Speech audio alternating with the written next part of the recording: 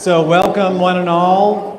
Nice to see you. My name is Terrence Mulligan. I'm the president and CEO of Napa Valley Community Foundation. So glad you could join us this afternoon. I want to begin with a few words of gratitude. First, to Napa Chamber of Commerce for co-presenting this important and timely conversation with us this afternoon. Second, to the various elected officials. Short on time, I won't name each of you, but we appreciate it when you show up. You're leaders in this community. Third, if you're on my board of directors or were on my board or on a committee, would you raise your hand ever so briefly? Thank you so much for your service. To think you give me dozens of hours a year in exchange for medium quality box lunches. To my colleagues on the staff, would you raise your hands? Thank you for the work you do every day and today. And most importantly, to all of you for coming. There's a lot going on, many demands on your time. I appreciate that you're here. As some of you already know, Napa Valley Community Foundation works side by side with local donors and nonprofits to tackle the most important challenges our valley faces. We believe that a prosperous community rises from a strong foundation, so every day we gather generous hearts and bright minds to solve the problems that lie just beneath the surface of this beautiful place we call home. Because when we are able to harness the power of our collective generosity, we become a force for good, making life better for everybody in this community. With help from quite a number of you in this room, I am proud to say that we've distributed more than $110 million in grants and scholarships since we were founded. Thank you. Wow, that's unbelievable. 30 odd years ago, and right now we're laser focused on two things, lots of things, but laser focused on two. One is supporting legal services for immigrants so that those who have a path to citizenship can naturalize, and so that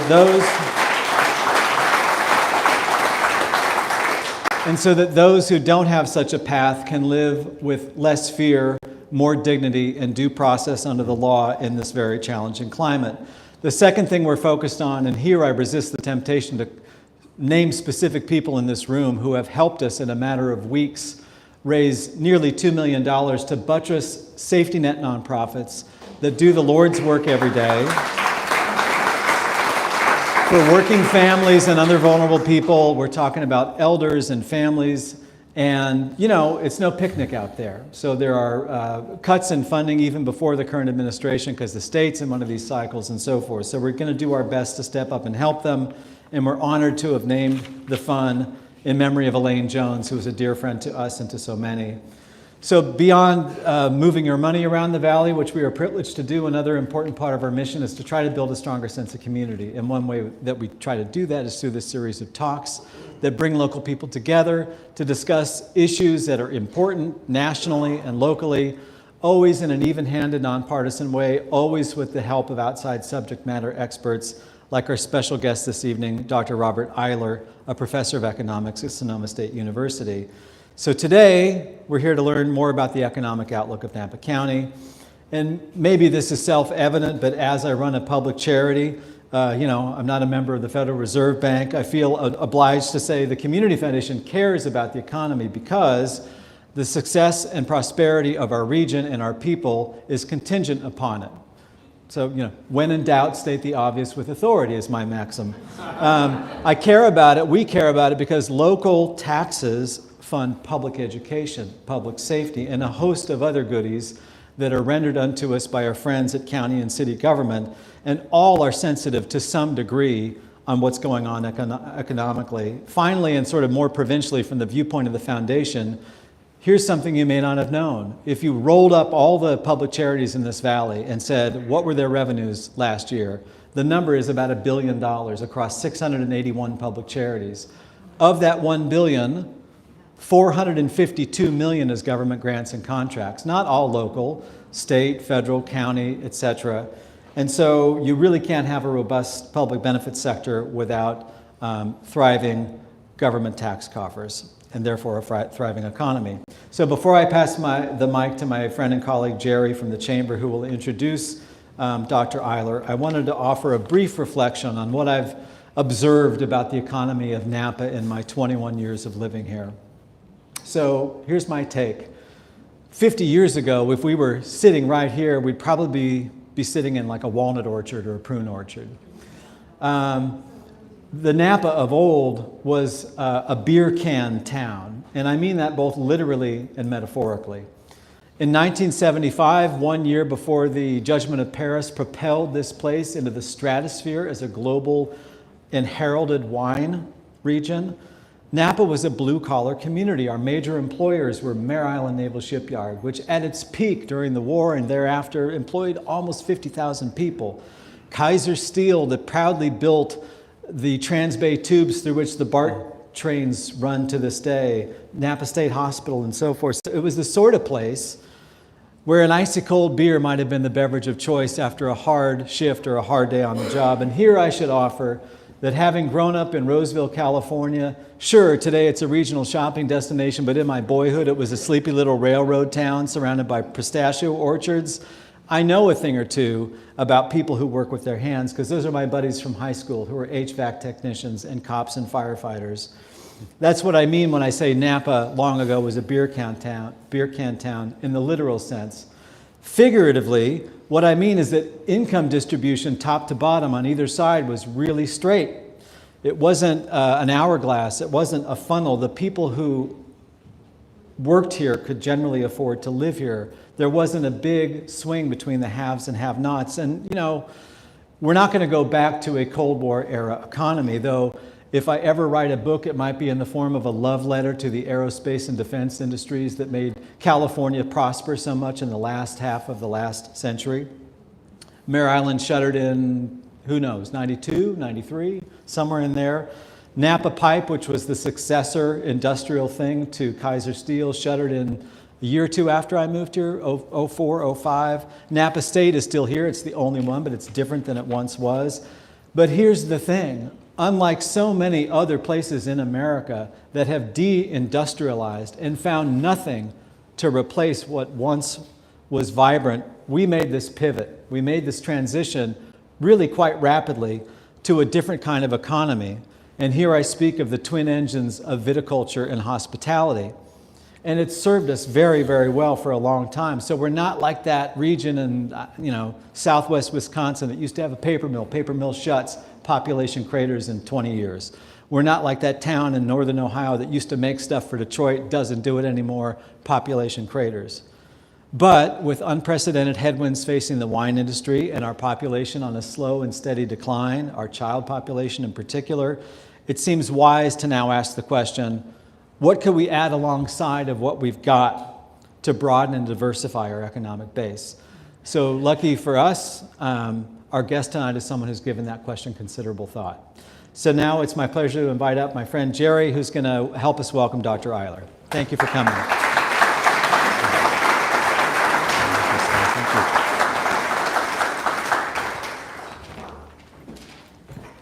Well, thank you to Terrence and to the Community Foundation for inviting the Napa Chamber of Commerce to be a part of this conversation. And I will tell you, I've known Terrence for an awfully long time, and had he called me and said, hey, do you want to partner on an 80s disco dance-off, I would have said yes, absolutely. So we can work on that one later, but the timing is really perfect. The Napa Chamber of Commerce, in addition to the work we do in membership, development and engagement, and advocacy, we are embarking on an economic development strategy that is the first of its kind from the Chamber, but it's a business-led, private sector economic development strategy and a framework. And this is not a report that is going to sit on a shelf in a binder. This is going to be a dog-eared, notes in the margin workbook that will be owned by the business community, and in fact, this community in general, to do exactly what Terrence just talked about. And that's how do we intentionally diversify. And I think we do have those twin engines of agriculture, viticulture, hospitality, and we talk about them as sectors, but if you think about all of the web that touches other sectors, restaurants, retail, wellness, recreation, things that aren't necessarily tied to the wine or hospitality industries, but are supporting the workers and the community and our visitors. So what we are looking to do with this framework is to intentionally attract new and diverse sectors that support the values that we have here. We're not looking to be the Amazon fulfillment center capital of California. We really want to bring in businesses and sectors that suit the community, that can support and do vertical on our tourism and wine industries. What are the layers that we can build on those already successful sectors? But what else? Might it be makers? Might it be healthcare technology? Might it even be defense in some way? We have a beautiful community. And so it's more than that. It's more than just saying, it's pretty here. We need to be able to sit across the table from someone who's interested in starting a business or relocating a business here, giving them the tools and information and resources they need so that they know that their investment that they're making in our community is a good one and it's a sound one. So in the next couple months, you'll be seeing more about that strategy. And then also we'll do the 80s dance off at some point. So I feel like I've made a promise that now I have to keep. So it's my pleasure to introduce Dr. Rob Eyler, and many of you have heard from him before. He is the president of Economic Forensics and Analytics, where he specializes in public policy analysis for private firms and government agencies. He also serves as professor of economics at Sonoma State University. He earned his PhD in economics from UC Davis and holds a BA in economics from CSU Chico. So California schools did very well for you. Yep. He's frequently sought out by the media for his insights and provides economic impact analysis to help guide policy decisions. A native of Sonoma County, Rob comes from a long line of ranchers. His family has been raising sheep and cattle in Marin and Sonoma County since 1910. So I asked him a few questions to really round out this bio. I think we read people's bios and we're like, great, thanks, that's really interesting. But I quizzed him a little bit. Tell me a little bit more. His interest in economics began during his freshman year when a macroeconomics course opened his eyes to a broader world of ideas, one that connected his love of accounting, history, and physics. When asked what surprises him about his work, he noted it's often when people say, quote, the models are broken, only to behave exactly as those models would predict.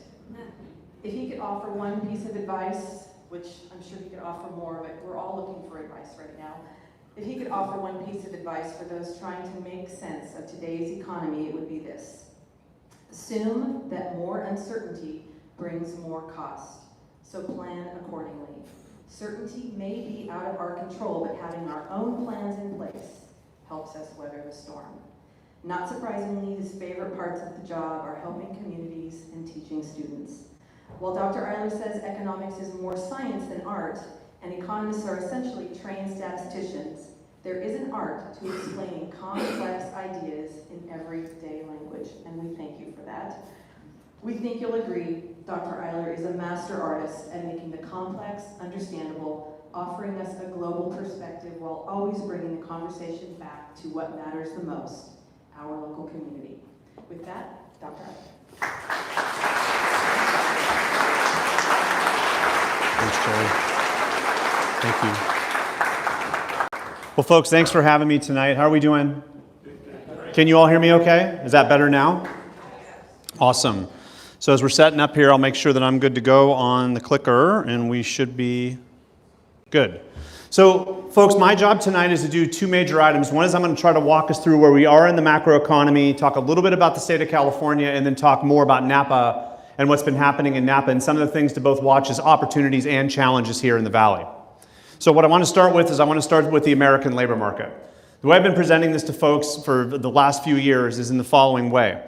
If we start with the total number of people that work in the United States and make that number equal to 100 in November 2007, this is the evolution of what we call the Great Recession, or the time it took for that downfall in jobs to happen and actually recover to where we actually had growth again in the number of people working in the United States. So 78 months of time where we had no net growth of jobs in the United States, the Great Recession. And I show this because in contrast, this is what's happened since January 2020. If you do exactly the same thing with the numbers, I take the total number of people working in the United States, January 2020, make that number equal to 100. As of March, we're 4.9% above that number. We get jobs data tomorrow, at least in a preliminary way, about the American economy through April. We assume there'll be more jobs growth because we don't have any other sort of forecasting indicators about the labor market that suggest we've actually contracted yet. And unless we have that black line start curling toward that red dotted line, we won't have a second recession declared in the United States. We really need the labor market to fade in trend for another recession to be declared, even though it might feel like right now there's a lot of recessionary forces on the American economy, and I'll get into some of that in just a second. Now, you may have a little hard time or a little bit of a hard time seeing this in the back, but what this graph here is the number one goal of the Federal Reserve right now is to move that blue solid line closer to that blue dotted line. The blue solid line represents what's called core personal consumption expenditures prices, or in essence, and the percentage change of that looking back 12 months. So in essence, it is how much it costs today in percentage terms more than 12 months ago to buy everything I buy at home except for food and energy products, which converts the price of what I buy at home to core consumption. So you can see these data, or you may not be able to see easy in the back. These data are monthly from January 2007 forward. And that percentage change was very low during most of the 2010s as we emerged from the Great Recession. And then you can see on the far right-hand side a second skinny shaded area, which is the pandemic recession. It basically lasted 1 quarter. We surged in inflation because of the combination of fiscal and monetary policies we took on to sort of fish us out of the created recession we had by choosing what we did socially and politically and economically to go into the pandemic. And we paid for that with that change. And since interest rates went up in early 2023, we've been floating down with that price level ever since. So in essence, this is the evolution of inflation that the Federal Reserve is watching closely to figure out, hey, should we continue to lower interest rates or not? Now, that shaded area and those red dots is the current forecast of where that blue line wants to go, at least with the data we have through February. Now, if those data do not start to move through those red dots and actually start to deviate upwards, and I'm going to walk backward just one step, you may or may not be able to see this, but there's little shaded bars around those red dots. All the shaded bars are looking is up, which means most of the forecast risk is for more inflation, not less. And some of that is because when Trump got elected, forecasters started to think that some of the policies, especially if they were tariff or deportation policies with a large amount of volume of movement, would have prices wanting to move up, not down in earnest.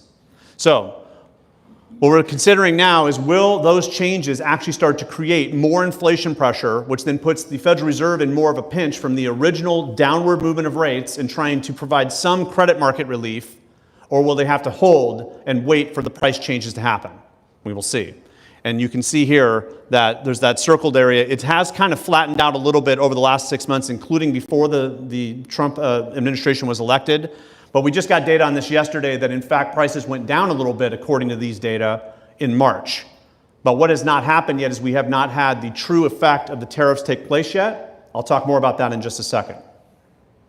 Now, for an interest rate forecast, this is the federal funds rate, or the rate that the Federal Reserve sets, and the current forecast, at least according to Fannie Mae, which is a government-sponsored organization that buys secondary mortgages from lenders who do mortgage lending, or at least those that conform to the rule book that they want in terms of buying those right away. That's the evolution of where the Fed is likely to go through the end of 2026. So these data are quarterly from 2022 forward. That green shaded area is the current forecast window, so we actually know what happened through the first quarter of 2025. That's actually faster going down than it was 1 month ago in terms of this forecast. So this forecast has been all over the place. And if I showed you this the last 6 months in rapid succession, that blue line would be like this through that forecast window. It's gotten more and more difficult to try to figure out what the Federal Reserve is going to do because of all the changing vectors we have in terms of what might happen with inflation.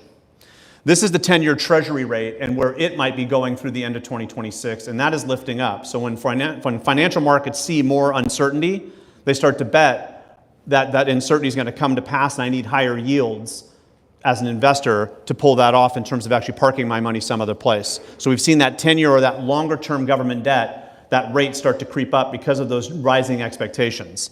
And for better or for worse, that affects the mortgage rate, which is that third line. So the mortgage rate and the 10-year Treasury rate tend to follow each other pretty closely. And that has kind of flattened out in terms of its original trajectory, closer down to, let's say, 5.5% by the end of 2026. Now it looks more like 6%. So what this means in total means that we are not going to see an enormous amount of relief in our credit markets probably for at least the next 2 years. And so much of that depends on the realization of inflation in terms of, are my expectations correct about what's coming? If I bet on more inflation, are we starting to see that actually realized? And if so, how will then financial markets react? That's the big question of the hour for the Federal Reserve. Now, I'm showing this not to give you a stomachache either before or after your meal, but this is the S&P 500 in the long view. So this is starting in January 2000 and moving all the way through basically yesterday. And this is what it looks like in raw form. So the two things to notice on this is we've had an amazing bull market in trend over basically the last 14 years or so with some hiccups, but still trending up. So when you see that far right-hand side and you see that hard hook, it does kind of give you pause that, wow, we have given back some wealth. But if you think about where we were in January 2020 and look at that change, we had some wealth to give back. So one of the biggest questions that are out there is, do the recent events, that simply just take people who wanted to take profits out of the equity markets and force their hand, and they're now doing that, and maybe they did a little too much of it, and that's why we went down very quickly. We kind of reconstituted ourselves and came back up to this sort of middle ground we're at. But there's no doubt about the fact that the recent policy uncertainty, analogous to what I just told you what happens in the bond markets, is starting to weigh on equity markets as well. Okay, so we don't like to see those two things deviating away from growth, but this is what we've seen. Now, economists generally do not use the raw S&P 500 data as ways of thinking forward, and most forecasting models have the S&P somewhere in it with some weighting to it. But we tend to use the 6-month moving average of the S&P because we're worried more about trend than the day-to-day volatility that can happen. And you'll notice that orange line generally has only a few times where it really deviates hard over that 25-year stretch from moving upward in trend. You can look backward, you can see where the Great Recession is, that wider shaded area. And most of us in this room, if we remember what happened between September 2008 and let's say mid-2010, just constant worry about what's going to happen to my portfolio value. Look how small that is in historic retrospective now, thinking about where we've gone, especially after 2020. But that was a much longer period of time for the drop. That shock is very quick, and that's why people are very nervous. Okay, but the other thing about that orange line in kind of a water cooler way is that when the black line crosses the orange line, your local financial advisor will tell you it's the so-called death cross. It means we've moved from a bull market to a bear market, at least in a very hand-wavy way. So your advisor might have tell you that, and it's something I've had told to me by a bunch of advisors over time. And you can kind of see where growth has continued as long as the black line goes above the orange line, but that's also got people somewhat nervous. Are we in now a different construction of the equity markets because of this shock, and what will actually reverse it? So one big rhetorical question for equity markets is, if we suddenly reversed our tariff stance, will we see that black line suddenly reverse? It's very hard to know. And you can see that's where we're at. Now, this is the long view, a very long view of tariffs that come out of the United States, trade weighted by our trading partners to give an average effective tariff rate. And you may have seen this, and if you want more data on the innards of what's happening with tariffs and trade, there's an organization inside of Yale University called the Budget Lab. And if you go to the Budget Lab at Yale, there is a total deep dive you can do on budget data across the board. These data come out of both the IMF and the Budget Lab at Yale. They're using basically the same data. And these data are annual from 1899 to 3 days ago. Or actually, I think it actually is from yesterday. Okay? Now, why did I pick 1899? Well, our president has talked about William McKinley and the fabulous policies that took place during the Gilded Age. And so I wanted to start there because, in fact, the other piece of that is it has been about that time in American history where we've had similar tariff rates when we think about it being trade weighted. So you can watch what's happened and you can watch economic history very quickly happen. We had tariffs then traded for income tax revenue, tariffs again during the sort of war and interwar period, and then ultimately coming out of World War II when we went into what's known as the Bretton Woods period, where we had a bunch of things happen with international trade and finance. And then we've had this sort of long period of time where we really were thinking about free trade as a driving factor in the global economy, and we've now reversed that over the last 8 weeks. Okay, and that's where we are today.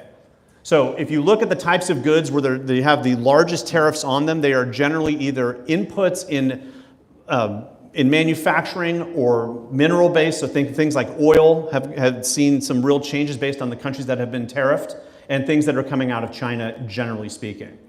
Okay, so one of the things that's got a lot of people nervous is, are we going to see, pandemic-like shelf clearances in the next few weeks because we're watching activity that is coming in on container ships and seeing whether or not that quantity is actually going to start picking up. You can actually, the IMF also has a page called Port Tracker where they're watching the export and import volume on a daily basis of all the ports in the United States. And if you're a real data junkie, that's another place that you can do a deep dive, especially with a bottle of wine.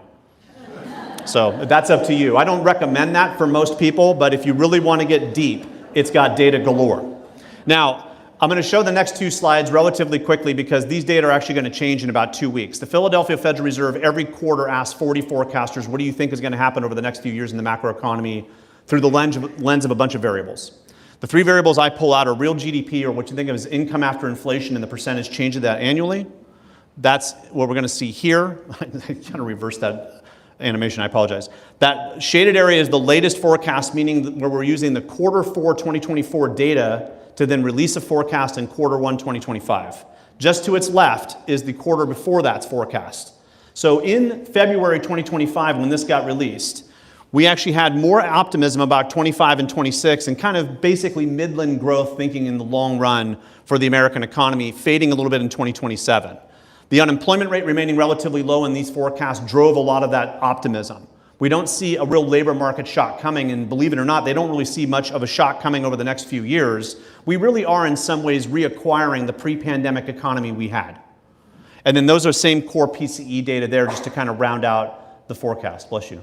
So the forecast really is decent or optimistic as of, let's say, 8 weeks ago, but the probability of recession has increased over the last few weeks by those that are doing a little bit faster forecasting, from about 10% to 20% this year and maybe 25% next.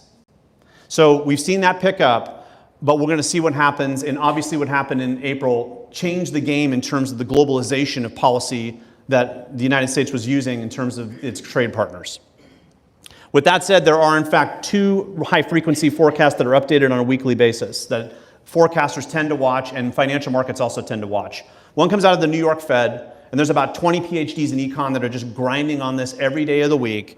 And that forecast looks like this for the first quarter of 2025, starting on January 31st. So with all the zaniness that's taken place in the news and what's come out of the White House in terms of new tariff policy, the New York Fed's forecasting model, that's a high-frequency model, basically did not change much. It slipped down a little bit, lost about maybe 0.5%, but did not deep dive. Okay? So that's one model. Now, the Atlanta Fed does what's called GDP Now, and that's what they did over that same time period.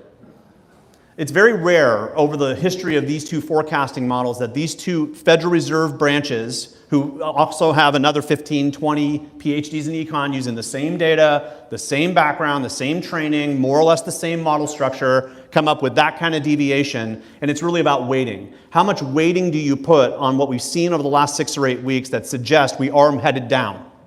Well, we had a lot of changes, and you may not be able to see this in the back. All this is kind of what's happened since February 21 in the United States that really started the decline of the Atlanta Fed's model. And at the end of the day, that's where we ended up in the first estimate of GDP for the first quarter of 2025 when it was released yesterday morning. Right smack dab in the middle. Now, that should tell you two things. Is one, it suggests that the data are telling a story that we are getting some downward pressure in our economy because of the policies. The other one, which is a little bit more gut-wrenching for me than probably anybody else in the room, unless you're also an economist, is that somehow all that money that got spent on like 40-plus forecasters ended up splitting the uprights in the end, and neither one of them were very good. All right? Now, on top of that, the Atlanta Fed has already done 2 rounds of Q2. They started at 2.5% yesterday, and now they're down to 1 in one day. So it's like, oh my God. So we'll see how that goes.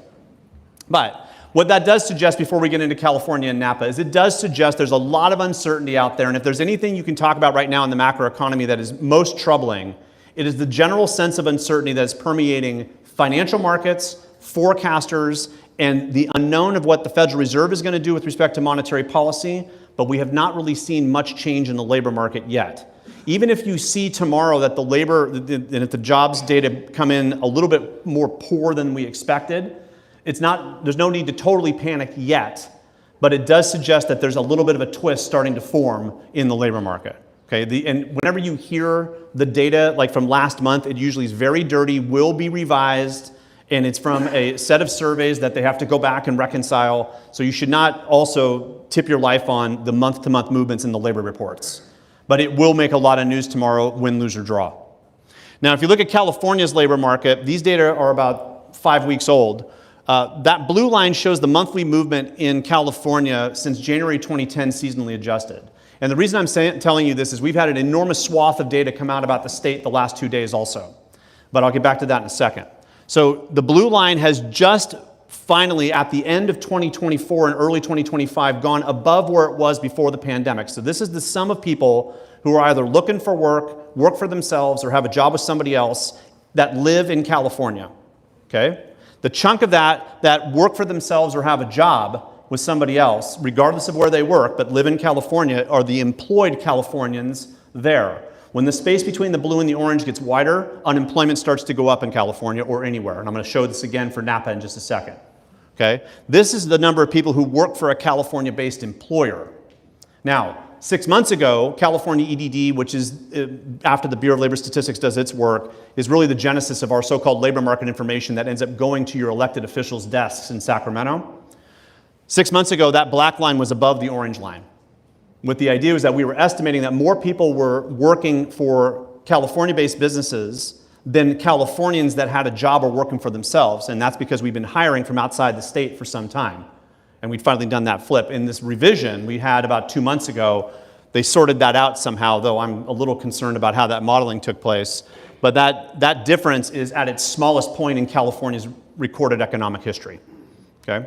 So we're watching very closely how hiring practices continue and really what happens with the evolution of that orange line. The other thing about that orange line, which you may notice if you look a little bit and start to compare the peak of the orange line before the pandemic, and hopefully you can see the pandemic is that shock, about 2/3 of the way moving left to right, is we are still not back in terms of employed Californians to where we were before the pandemic.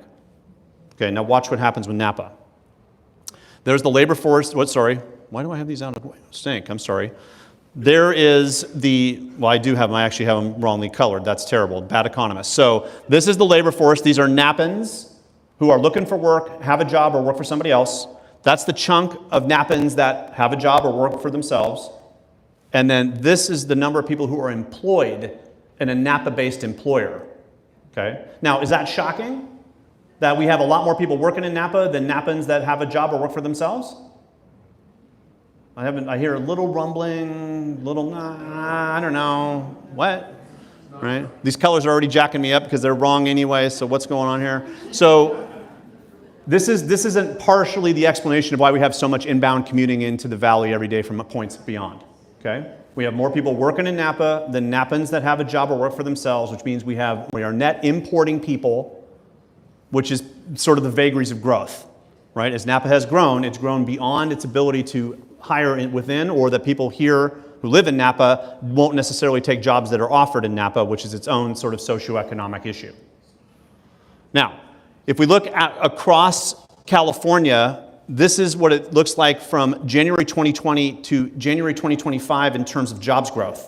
Notice on the far right-hand side, Los Angeles, Alameda County, and Contra Costa County combined, Santa Clara County, Sonoma County, Marin County, and San Francisco and San Mateo counties have not come back to pre-pandemic levels of jobs yet. Okay? These are people this is the number of people who work for a job in those counties or in those metro areas. You can see on the left-hand side, Riverside County, Santa Barbara, Sacramento, San Diego, Fresno, San Joaquin County have just burgeoned coming out of the pandemic. Part of that is the population movement out of the LA area towards points Fresno, San Bernardino, Kern, Riverside, and bringing jobs with them, okay? Meaning that jobs have built up in those counties to serve them. But this tells a story specifically in the areas around Napa of what's happening, though Napa has actually grown about 2,300 total jobs. And we saw that before in the blue line.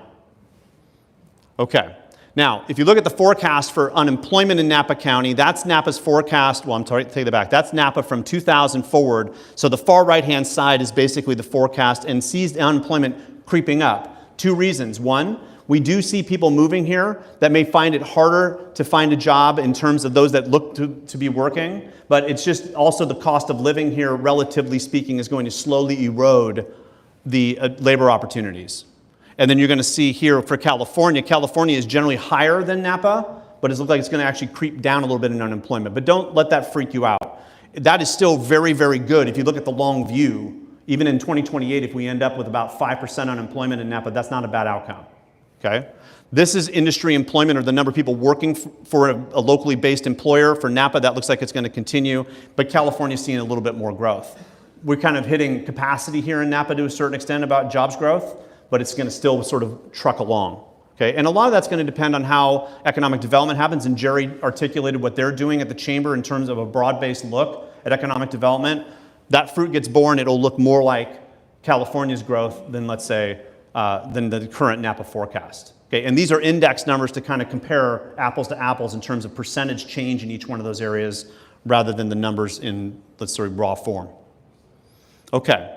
This is the housing forecast that Zillow puts out in its public database through March 2026. The latest data came out in March 2025. Negative across the board in California. Why? Two answers, one not so complex, another one more complex.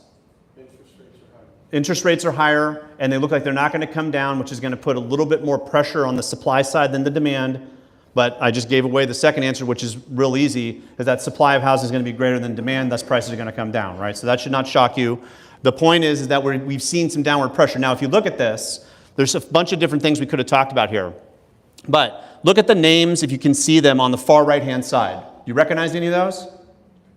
Mendocino, Humboldt, Lake, Butte, which has its own issues, but then Marin, Contra Costa, Alameda, Sonoma, Solano. Napa, you can see, I think, right, you can't, I didn't knock out the number, but it's about 3.5%. Folks, for the most part, except for the right-hand side, this is basically a flat forecast about housing. Not going to be much change. The error bands around this is basically saying it's going to be more or less flat. But there are downward pressures on housing. The other thing to think about, which I didn't show you here tonight, is that in Napa County, we've had about 35 to 40% growth of median home price since January 2020. So there's a lot of gains on the table. But generally speaking, we don't have major downturns in prices unless there's a local labor market shock. So without a real labor market change, we should not expect a bunch of people suddenly putting their homes up, especially if you're locked in at 3.5% mortgage.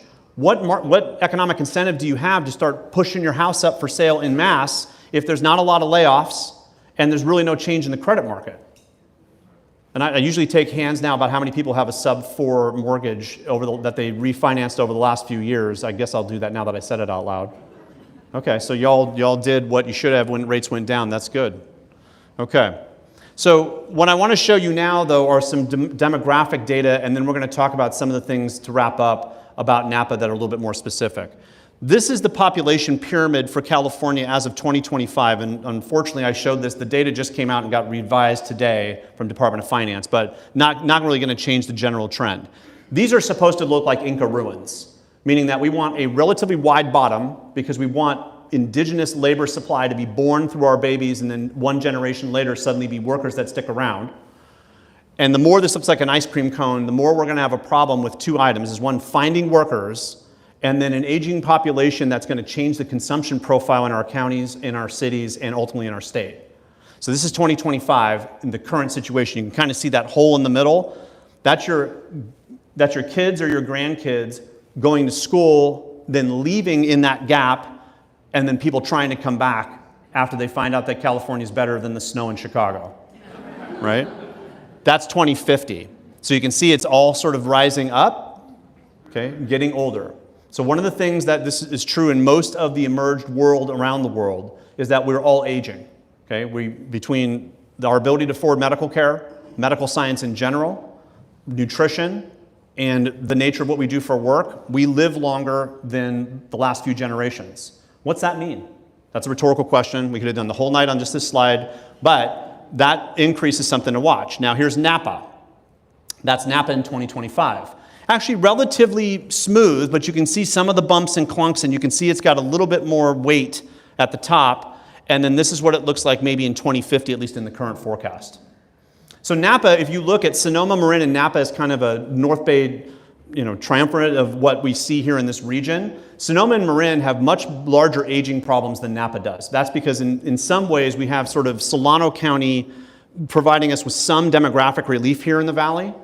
But Marin County is 4 years older at the median age than every county in California that has at least 250,000 people in it. So, and if you think about that just from a distribution standpoint, you think of a bell curve, that means Marin is 4 years to the right of everybody else and aging quickly. Okay? Marin County is not quite aged as fast, but is aging about the same pace as Sonoma. And they're both around 42 years old at the median of the population distribution. Marin's about 46 and a half. Okay, so what are some things to watch for in terms of Napa issues and or opportunities?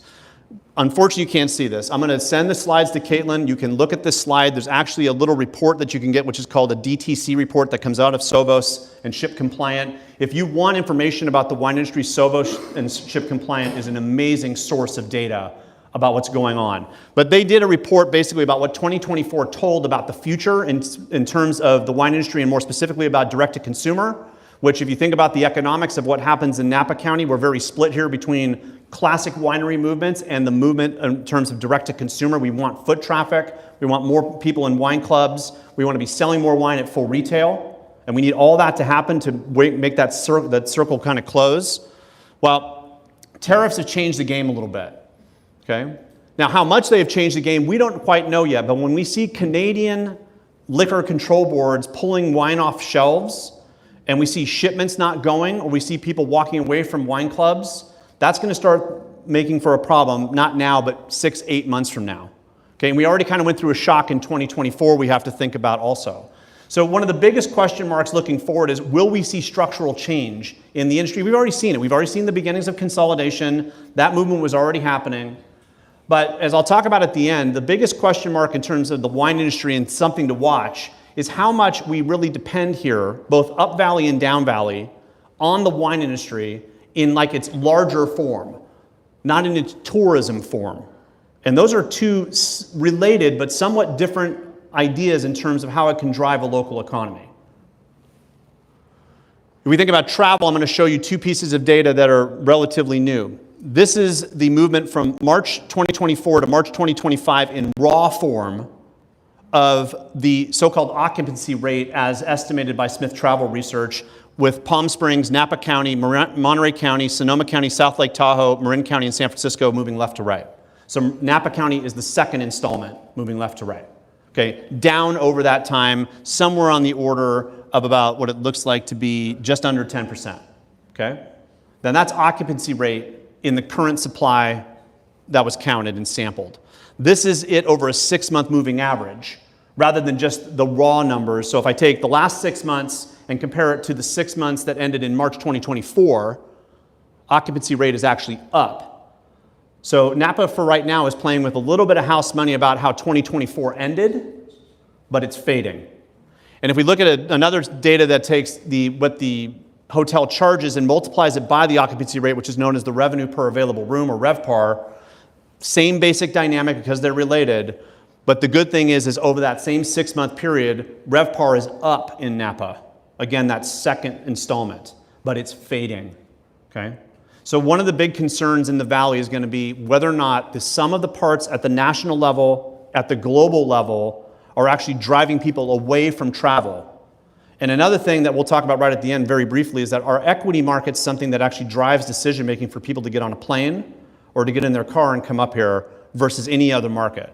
In other words, if I just lost 10 or 15% of my portfolio in the last 6 weeks, is that going to stop me from coming to Napa, let's say, 5 times this year rather than 6? And if you think about it, that doesn't sound like that big of a shock, but if you just took away that piece of my revenue, that can be a big shock up and down the valley. Okay. So to kind of talk to a certain extent about where Jerry and the Chamber are going with respect to thinking about economic diversity or the future of Napa, I'm going to go back and look at the past briefly. This is the industry mix in Napa since 2011. So 2011 is the first stop. Then we're going to look at 2019. Think of that as the pre-pandemic benchmark. Then 2024, and then where we might be going as of 2030. So this kind of integrates the forecast I showed you before and breaks it down at the industrial level. Okay? So up the ladder we go. Right there, stop. So wineries, food and beverage manufacturing, hotels, healthcare, government, ag or vineyards, depending on how you want to think about that, but most of ag in Napa County is driven by what happens in vineyards. Retail, if you stop there, those 6 industries make up about 70% of the employment in the county of Napa. Okay? Now, you could make a case, I think, if you took healthcare out of that, that based on how governments for each of the 5 cities and for the county depend on the tourism flows, the sales tax flows, and other tax flows driven by the wine industry in its environs. The other 5 industries beyond healthcare depend very much on the wine industry's movements. You can even say that the Valley's healthcare also depends on that to a certain extent, but not as strongly as the others do. But construction's the next one, then employment services, then professional services, then private services that we can't really categorize, and then everybody else. So this is a place that is very much driven by wine and tourism. That has not changed that much, but we have some diversity there in healthcare, which you can kind of see in that gray area has gotten slightly bigger over time and is forecasted to continue. This is a status quo forecast through 2030. Okay, so if everything kind of continues on forward and we think Napa is going to grow per what we saw before, and we stretch that all the way out to 2030, that'll be your industrial mix in terms of people that work here. Now, what I'm going to show you is I'm going to show you the number of businesses in Napa County, at least according to Lightcast, which is a private industry database that tries to estimate all the way down to the zip code level employers and employees. This is the diversity in Napa County looking kind of through the same lens we saw before, 2011. This is 2019. So let me walk backward. Healthcare at 7.5% of employers, now 23.6 in 2019. What happened? We saw a lot of like outpatient, specialty, wealth came to Napa, and the services came behind it. And that's 2024. Okay, those are the latest data. So we have seen a real conversion in the terms of the employers, but not necessarily the employees, because those little offices don't employ a lot of people, but they are a lot of numerical employers in terms of the total footprint inside of Napa County. So is Napa County diverse? And the answer is sort of. Vis-a-vis the state of California? No. Vis-a-vis Sonoma County or Solano County? No. But given the endowments that Napa has and what's happened here over the last 45 or 50 years, this is actually more diverse than you'd expect, but could more happen? That's kind of the question of the hour in terms of economic development. Okay, so to wrap up, is the road ahead more gloomy? Absolutely. What's driving it is the problems we have in terms of certainty. If you told me that at the end of the day, you're going to do tariffs at that level, and you actually are going to make them stick, that allows me to plan. Yeah, it's going to suck, but I can plan around suck. Right? What I can't do is I can't plan around suck and then good and then suck and then good, right? So this, as you saw in the forecasting slide, no kidding, I have no idea what the hell's going on, right? So that's a problem. But what we can kind of grab onto is the following. We should assume that costs are going to rise no matter what. In the sense that you cannot, as soon as tariffs are set, and this is like international trade theory 101, once you set tariffs, consumers are going to have to feel that pinch. The supposition is 2 things happen domestically that drive why we should put tariffs in place. One, we should create more market share for domestic producers on the margin and more domestic tax revenue if we do it in such a way that does not push rates of tariff rates so high that we actually start pushing consumers away, which undermines the tariff revenue piece, not necessarily the market share piece, but consumers are going to take the pinch in every single scenario you could possibly imagine. It is an indirect sales tax. You're just seeing rising costs. What that is likely to do is have a real weight on equity markets, at least in the short to medium term, if they stick around. And then the question, as I said before, is does that change travel behavior? So if you think about people that go to Disneyland, do they go to Disneyland because of their portfolio or because of their income, if it changes? In Napa, we haven't really asked this question. I don't think we really know the answer, and that's why I said earlier it's rhetorical. But are we more equity or, let's say, wealth-driven in terms of the decisions about A, how we come here, and B, how we spend here, than we are, let's say, on the changes we have in income? It's a question maybe to think of, because there are certain places that are heavy tourism places that are going to have different answers to that question, and it does change the nature of how you do marketing, how you think about your economic development and the diversity locally, and what it really means for the other assets you put around to support those 2 industries. Sorry, I got to make sure I'm reading this to make sure I don't miss a step. So for Napa, the one thing about Napa, though, if you think about where we're at regionally, inclusive of the 5 core Bay Area counties that are urbanized, Napa has been the star in both the Great Recession come-out party and the pandemic come-out party. So whatever stew y'all are brewing here, it's working, okay? But part of that is that travel and wine is something that specifically the city of Napa did and really doubled down on. I did a report for the city of Napa in 2006 that was, if we double down on travel and wine, what would be the broader impacts on the local economy? And I showed there'd be a lot of growth as long as the customer base was there, and the valley has transformed itself because of that double down. So the big thing is whether or not that can continue. And I left you with a bunch of rhetorical questions, as you're going to see in a second. One other rhetorical question is that how wine dependent, thinking wine industry convolution dependent is Napa vis-a-vis just people coming to Napa regardless of what footprint is there at, let's say, the grape level, which might sound kind of weird. But are they going to come to the city of Napa, spend a bunch of cash because it's like adult paradise short of the drugs and the booze, short of wine, and that's what you're going to do? You're going to leave a big cash footprint in your wake, and you may not go up valley, which I'm going to come back to in just a second and talk about. Okay? So is there diversification that you need? What regional niche would you create if you did start to diversify, and how would that be a long-term play for Napa vis-a-vis what's already established as niche? So one of the frictions you're probably going to find if you think about diversity is that you're going to think about, well, why are we deviating from something that's a winning strategy? And what risk are we taking in doing that? But that's a great question to ask, especially if you're kind of playing with house money given growth that's happened. Healthcare is going to continue to grow in maybe slow or more incremental steps, but if you're aging as a society and you're more wealthy than you were, let's say 15 years ago, healthcare is going to keep coming to take advantage of that market. Okay? And it's also going to change the nature of how demand takes place here regionally. And then finally, we think about housing, and we think up valley, down valley, and how the city of Napa and American Canyon and what the flows from Solano County are creating one marketplace and then trying to get people in Yountville and north. How much more pain will there be Yountville, St. Helena, Calistoga versus the city of Napa and American Canyon, depending on how the wine industry evolves? And how will that start to realize itself in terms of housing markets and some more asset pain, let's say, than let's say income pain?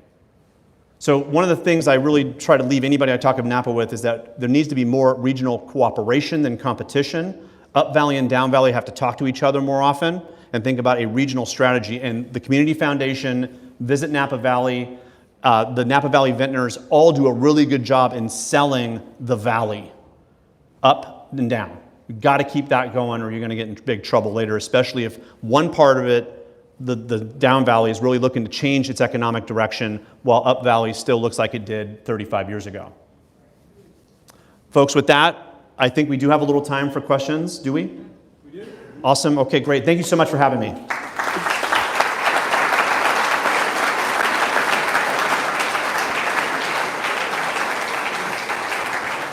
Awesome. Who's got a question? If you put your hand up, I think the mic... Whoop, no, I just lost my mic. I think the mic will come to you. Who's got one? Wow. You all are hungry and just like my students. And just, nah, I don't want to say anything. Okay, and we got one here too. Okay. Yes, ma'am.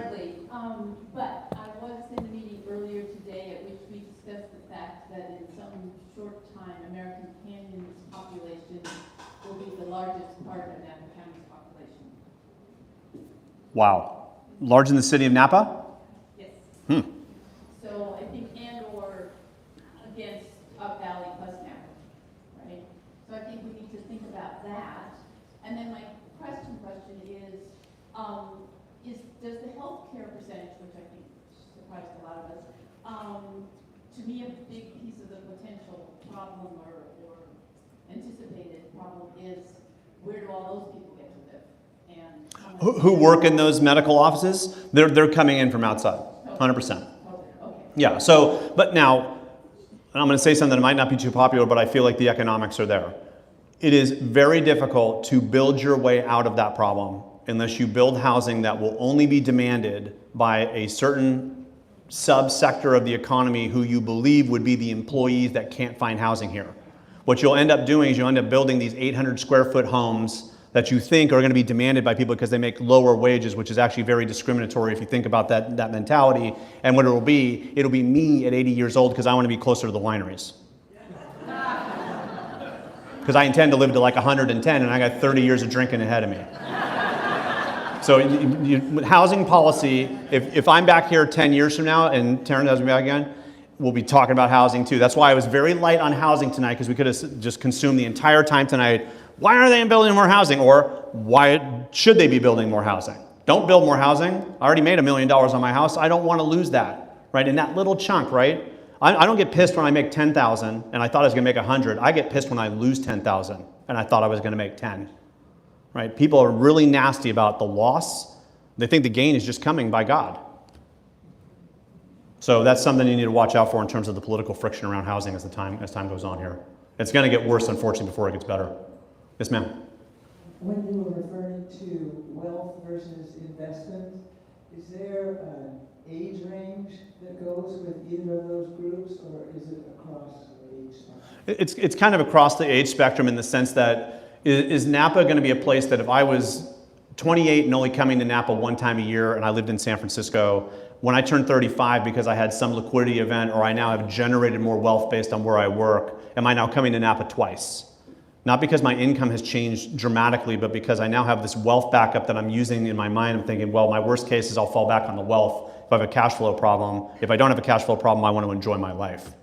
So which one of those on the margin is driving it? And really, the more focused piece of that is going to be after you stop working, right? If you're dependent on wealth to drive an income, if your wealth contracts, and you're thinking to myself, wow, now my income is contracting that I derive from that, regardless of the speed at which I derive wealth or derive income from the wealth, is that going to keep you from coming here rather than maybe just going to the coast and spending half the money? And those kind of marginal decisions, when the equity markets contract, places that charge a little bit more, have a little bit more expectations in terms of total footprint per traveler when they show up, should see more downward movement, unfortunately, than other places that might be seen as, let's say, less expensive travel options. But that's the game in town, and then, of course, then marketing jumps in and say, well, you still should come here, and nothing's really changed, and you're going to see more partnerships, potentially more deals as a reaction to that, or at least you should. To a certain extent, the data I showed you about this slow contraction of the revenue that's per available room is because prices are starting to wind down to re-attract folks. And also as a reflection of some empty rooms out there. Yes, sir.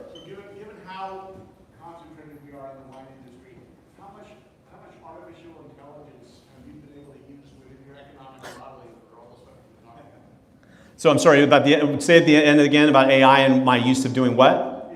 In your economic modeling and how obviously a lot of data that's come out, but in your future analysis and how you're looking forward, we are so wine concentrated and we are hospitality concentrated, and you look at American Canyon and there's a lot of warehousing down there that's related to the wine industry, related to other things.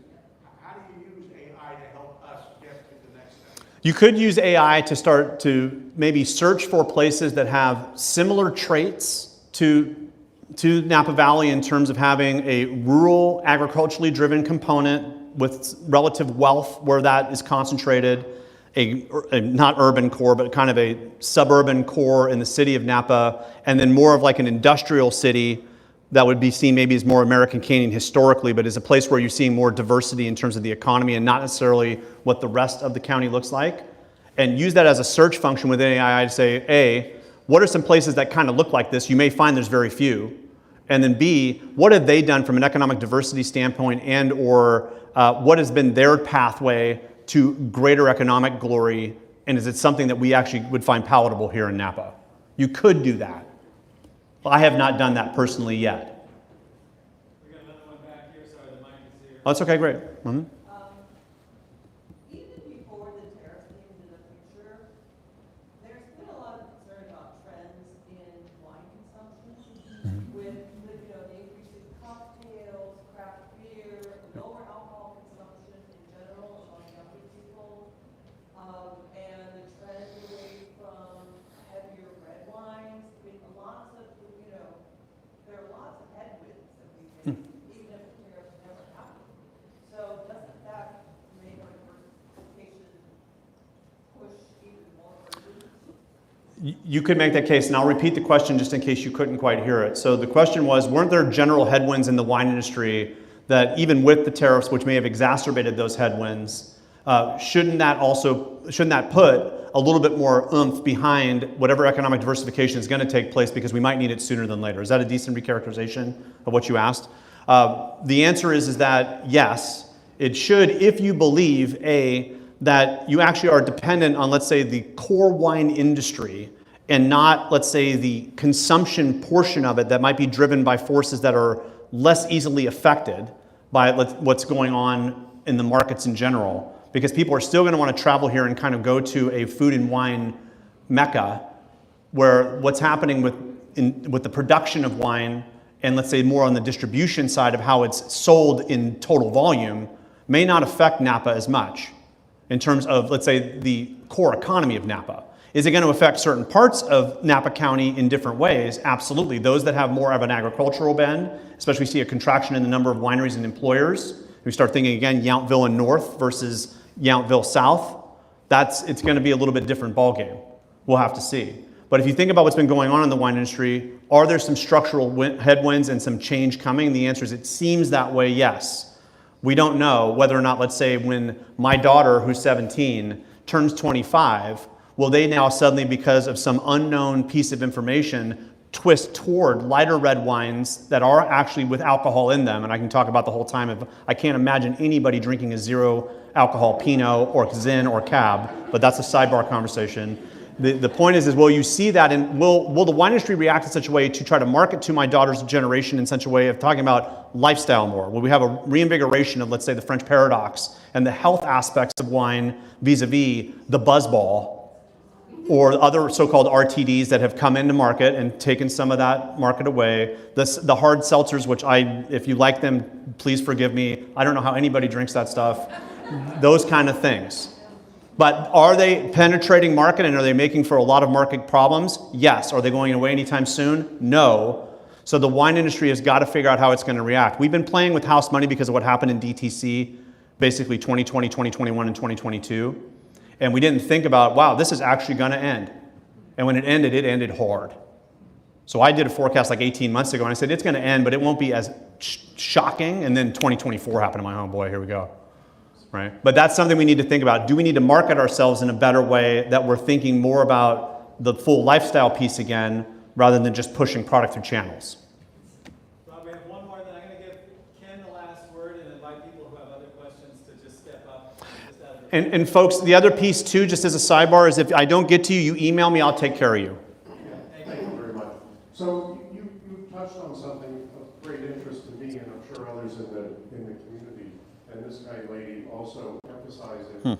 With the shifting concentration of population translating to American Canyon, it created a problem and a proposition last year where the Up Valley couldn't get enough support for certain county taxes that were more focused on fire risk and Up Valley concerns that didn't necessarily wouldn't have as much of an impact on the American Canyon industrial base.